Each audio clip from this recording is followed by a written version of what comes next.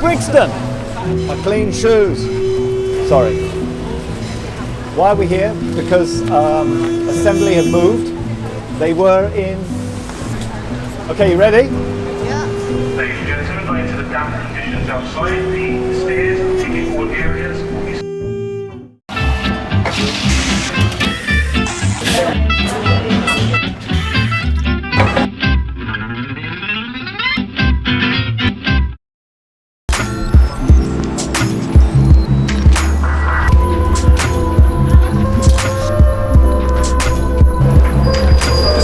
Neighborhood.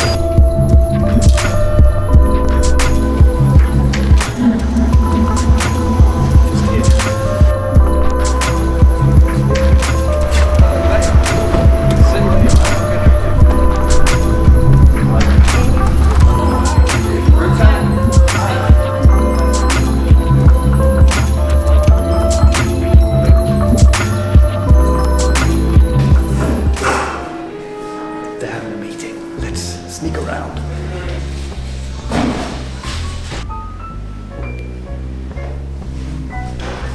Smells good. Some kind of testing machine. I like this table because it does that.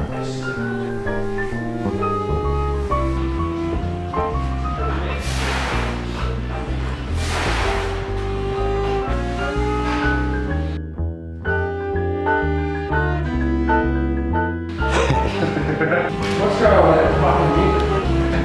Check it out.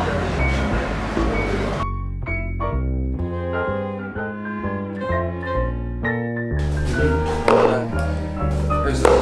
That's Dave. Oh, you got it on there. We didn't. Because the idea is to like explore how far you can take conveying the characteristics of the coffee using a different medium, which is the illustrations. There's so much to think about in terms of where you're tasting things and the evolution of the drink from left to right as it translates. Which is why you have like heavier saturation at the front, and actually all of this space is negative space. So this one was like super interesting for us. Is that one we can try? We can try that. Yeah. Basically, when I first drank it, all I could think about was rum. Because of that cleanliness, it's got so much fruit-forward properties, very precise ones too. So a lot of naturals can be a little bit muddled, and it's always just stone fruit or baked fruits, but this one is like intensely pineapple and peach side by side. I find that with, who was I thinking about the other day? Are you a mad scientist? No. Well, I mean, I'm mad, but obsessed with collecting data, and finding patterns. Yeah. Let's do it. Yummy. Super clean, right? Super clean. The funk level, as I would describe it, is really just perfect. It's there, but it's not dominating, and it lends itself to just carry everything else rather than take over. It's just outstandingly balanced and clean and Juicy. complex. Really juicy, eh? Tell me more about the Burundi then. Burundi is one of my favourite coffees I've ever had actually. We got it through Nordic Approach. He's done a lot of lots this year, but this one was outstanding for me. Initially when I had it, it was just watermelon. I couldn't get over it, so I just kept drinking it.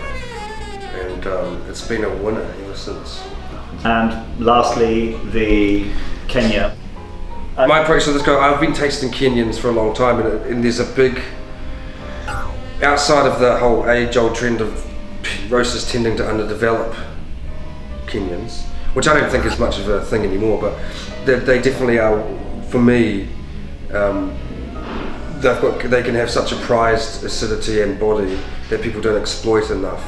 They tend to be too light, and they focus on like the lime kind of upper end volatile flavour notes to the coffee. So with this one I wanted to really kind of pronounce the depth of the Kenyan. Yeah, we've got a few projects coming up, including a very special collaborative project with some roasters around the planet. Primary focus will be kind of exploring processing methodology and kind of simultaneous releases. Pushing boundaries, no doubt. Pushing as many boundaries as we can think of pushing, yeah.